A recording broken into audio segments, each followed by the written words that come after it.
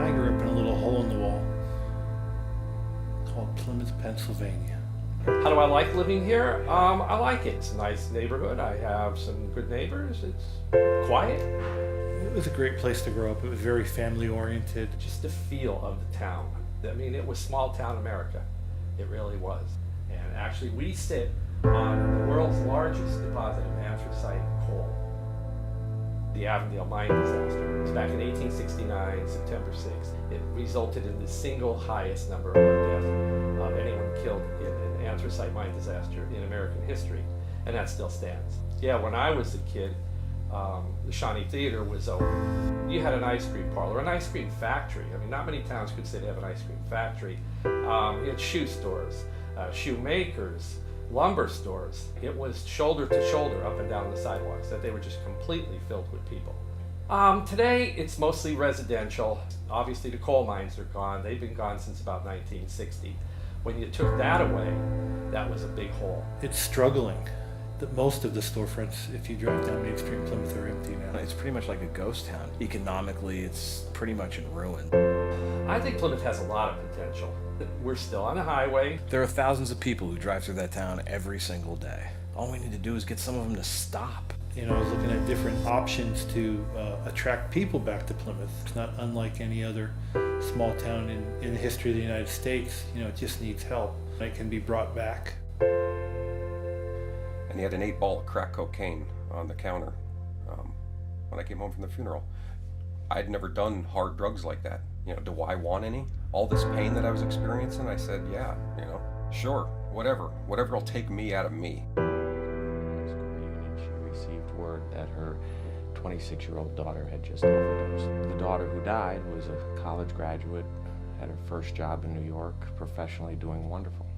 There were no signs. They're the perfect family, and you would never think in a million years that they would have a daughter who had been going through this and suffered from addiction.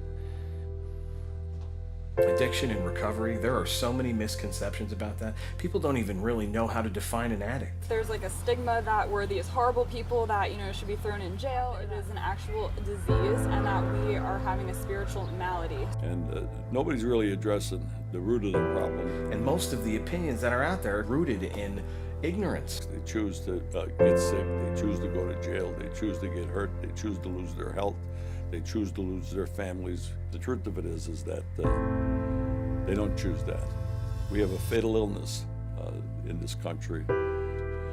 It's not what we know or we don't know causes us so much pain. It's what we think we know that isn't so. And so you got the destitute soul, and then you have the destitute town. The town is almost a perfect metaphor for what goes on inside of a person when they are emotionally destitute. You know, a few years ago, the Kielbasa Festival started, and when I first heard it, I laughed at it. I don't know, everybody was a little skeptical.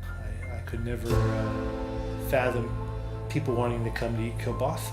Lo and behold, look at what we have today. It really brings so many people into town.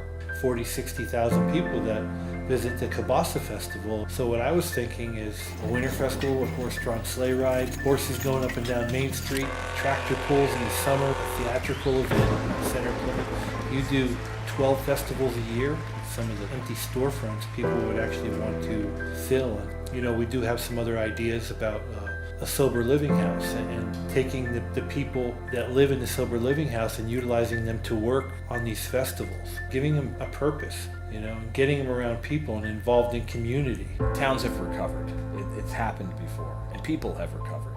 It's happened before. Wouldn't it be amazing if these two things could come together, rise together? Who doesn't want to bring the underdog back?